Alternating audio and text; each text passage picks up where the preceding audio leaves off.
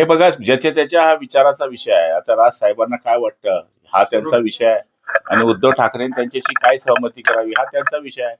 शेवटी कोण कोणाबरोबर जावं हा त्याच्या पक्षाचा आणि त्यांच्या नेत्यांचा विषय आहे.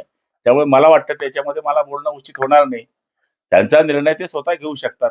गुलाबराव पाटील बोलतील आणि ते निर्णय बदलवतील असं होत नाही. शेवटी ते त्यांच्या पद्धतीने त्यांचा निर्णय घेतील. हो, पण आजपर्यंत मनसे महायुती सोबत होतं. त्यांच्या विचारांची लोकसभेपासून आपण जर पाहिलं तर कुठंतरी तुमच्यापासून दूर जात आहे. हे बघा, राज साहेबांचा प्रत्येक वेळेस त्यांना जो विषय आवडतो त्याबरोबर ते असतात. लोकसभेला ते आमच्यावर होते, विधानसभेला त्यांचे उमेदवार आमच्या विरुद्ध होते. उद्या जर त्यांना वाटलं की हे चांगले काम करणारे लोक दिसत आहेत तर ते त्यांच्यावर येतात. आणि मागच्या काळामध्ये त्यांनी काँग्रेस राष्ट्रवादीचाही प्रचार केला होता, हे आपल्या नजरेच्या समोर आहे. त्यामुळे राज ठाकरे हे गुजरातलाही गेले होते दौऱ्यावर मोदीजींचं काम बघायला. मग मोदीजींचं जे आवडलं नाही ते मोदीजींवर पण बोलतात. त्यांचे प्रत्येक एकनाथ शिंदेची त्यांची दोस्ती आहे, पण एकनाथ शिंदेचं काही वाटलं त्यांना त्यांच्यावरही बोलतात. देवेंद्रजींची त्यांची मैत्री आहे, त्यांच्यावरही बोलतात. राज ठाकरे हा एक वेगळा विचार करणारे व्यक्ती आहे, त्यामुळे त्यांच्या मनामध्ये वेगळा विचार असेल, आपण काय सांगू शकतो. हो, पण दोन्ही नेत्यांनी हे म्हटलं की आम्ही आमच्यातली जी आपसातली भांडणं आहेत ती महाराष्ट्राच्या हितासाठी बाजूला ठेवायला तयार आहे. आता तुम्ही पण म्हटले की ते विचार बदलत असतात. हाच विचार मनसे स्थापन होण्याच्या पहिले झाला असता तर आज शिवसेना कुठे राहिली असती, हे दोघांनी विचार करावा. उद्धव ठाकरेंनी हाच मुद्दा उपस्थित केला आहे की राज ठाकरे निवडणुकीच्या काळात दुसरीकडे असतात आणि आता मात्र ही भाषा करतात, तर हे पहिले केलं तरच होऊ शकतं. जर तर त्याच्यामध्ये हात घातली. हे बघा, आपण त्याच्यामध्ये बोलूच शकत नाही. शेवटी ते त्यांच्या पक्षाचे सक्षम नेते आहेत. दोघं नेते त्यांच्या बाजू मांडतील आणि एकमेकाचा विचार करतील. आम्ही शिवसेना प्रमुखांच्या बाळासाहेबांच्या शिवसेनेच्या विचाराची शिवसेना पुढे नेतोय.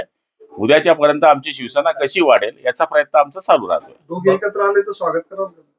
हे बघा, कोणी पक्षामध्ये एकत्र येणे आणि एकत्र जाणे, तर त्यांनी आमचं स्वागत केलं, आम्ही त्यांचं स्वागत करू. आम्हाला काही फरक पडत.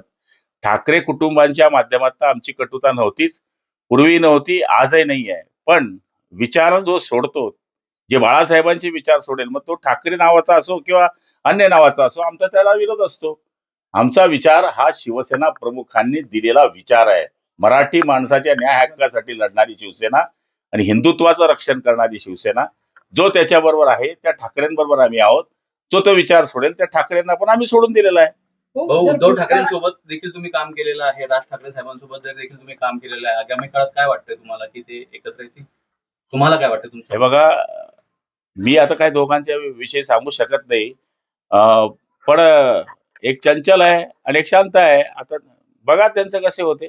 मनसेचे काही नेते या विषयावर ते तुम्ही ठरवा. मनसेचे काही नेते या विषयावर बोलताना असं म्हणतात की उद्धव ठाकरेंवर आम्ही भरोसा कसा ठेवायचा. सुरुवातीला भाजपला सोडलं, नंतर काँग्रेसला जवळ केलं, आता परत मनसे सोबत जवळीक साधत आहे. त्यांची भूमिका स्पष्ट नाही असं देखील काही नेत्यांचा म्हणण्याचा. मी काय म्हणतो, हा त्यांचा विषय आहे. त्यांनी कोणाशी युती करावी नाही करावी, मला तरी असं वाटतं की हा प्रत्येक पक्षाला स्वातंत्र्य आहे की त्यांनी कोणाशी युती करावी. त्यांनी मागच्या काळामध्ये राष्ट्रवादी काँग्रेसशी युती केली. आम्हाला नेता म्हणून त्यांच्याबरोबर जावंच लागलं होतं.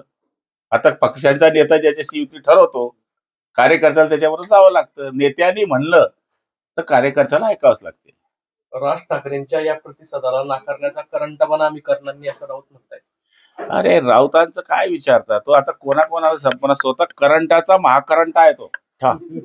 गांधी तीर्थ, निसर्गाच्या सानिध्यात महात्मा गांधींच्या जीवनावरील जगातील पहिले मल्टीमीडिया म्युझियम. आजच भेट द्या. गांधी तीर्थ, जैन हिल्स, जळगाव. अधिक माहितीसाठी www.gandhifoundation.net वर व्हिजिट करा.